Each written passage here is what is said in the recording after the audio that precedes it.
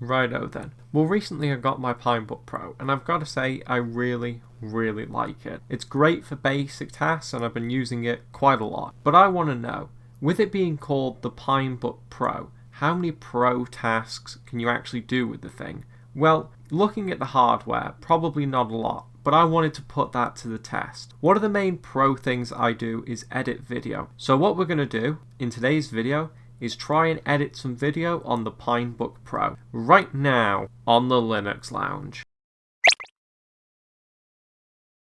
If you enjoyed this video, consider joining Odyssey, the freedom-respecting alternative to YouTube. Links in the description. So indeed, as I said during the opening, today we're going to go ahead and try and edit some video on the PineBook Pro. And we're actually doing this all on the PineBook Pro. I'm recording the PineBook Pro screen using Simple Screen Recorder, which works really well. I've got my microphone connected to the PineBook Pro through the USB port, and that works perfectly fine too. So all in all, what you can do with the PineBook Pro is very impressive. Now for this, we're going to be using Manjaro ARM because I find it to be a very impressive distribution, and it ships with the newest version of Kdenlive in its repositories, which I find that to be really impressive. Kdenlive is ready to install and ready to go. So what we're going to go ahead and do is drag a clip into Kdenlive and see how well it works. So first, let's just go ahead and quickly play back the clip so you know what it looks like. And it's a royalty-free clip of some neon light, and it's about a minute long, and it's quite obvious to see how smooth it is or is not running. And there's the clip. As you can see, it's pretty smooth. I don't know how exactly it looks on the screen recorder, so maybe for some of these things you'll need to take my word for it, but this clip is fairly smooth. I actually ended up cutting this clip down to about a minute in length just so it would be easier to work with, and I actually did that on the PineBook Pro itself.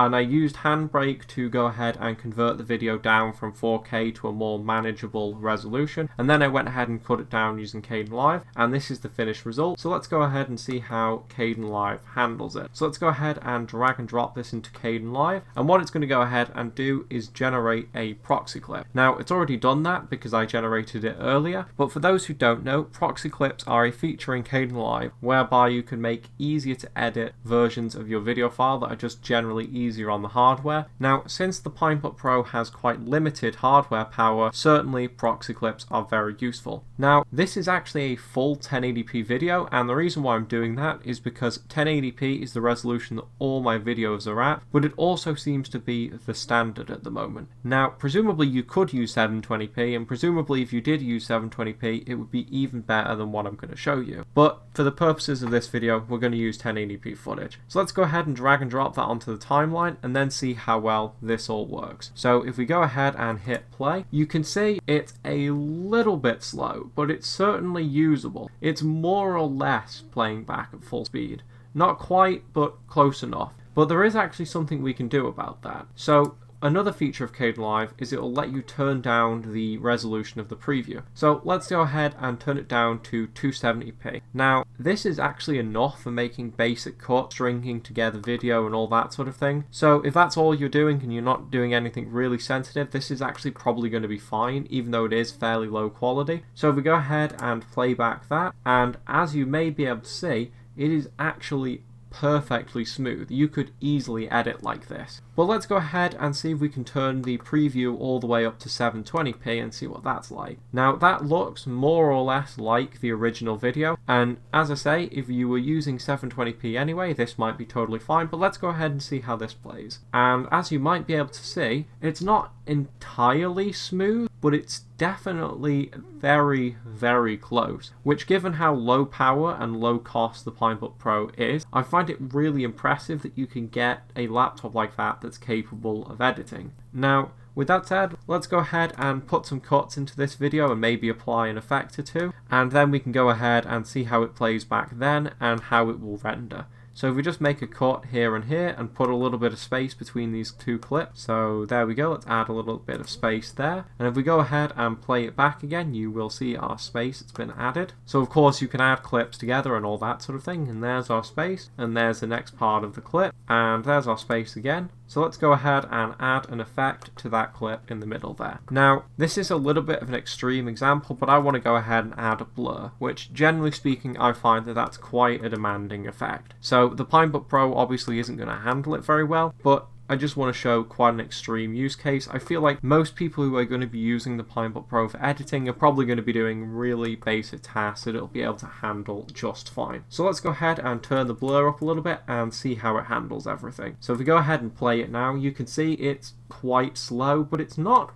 unusable necessarily. And if we turn down the preview all the way down to 270p again, as you can see, it is more or less completely smooth. It doesn't look the best, but certainly you could edit video with effects and stuff. But if you want to do more advanced effects like color correcting and all that sort of thing, you definitely need more hardware than the PineBook Pro has to offer. But with that said, we have our basic edited video here. So let's go ahead and render it and see how well it handles that. So what we're going to go ahead and do is render it as an MP4, since that's the format that I use for all my videos. And we're going to turn the quality all the way up. And we're also going to go into more options and make sure the encoder speed is all the way up, and Kdenlive is taking advantage of all 6 of the PineBook Pro's threads. Now, what's important to bear in mind is not all of these threads are going to be high performance threads, since I think the PineBook Pro has a big little CPU type thing going on. But with that said, let's go ahead and render it and see how well it works. So I will go ahead and stop the screen recording, and I'll be back once it's done rendering. And we are back with our fully rendered video. Now, Kdenlive isn't exactly consistent as to how long it takes to render a video. If you render one video 3 times, it's probably going to take radically different amounts of time to render each go. But for that particular video that we rendered just a minute ago, and bear in mind that this is 1080p footage with a blur applied midway through, we got a rendering time of 1 minute 35 seconds compared to the original video's length of about 50 seconds. And I've got to say, that's really impressive. Certainly it's not a blazing fast rendering time by any means, and if you render longer videos, maybe your result will differ. But to be honest, given the fact that the playback speed within the editor itself is reasonably good, you can apply pretty much whatever effects that you want, and it generally works fairly well. If you're a little bit patient, you could definitely edit and produce videos on the PineBook Pro. So certainly this could well be a pro machine,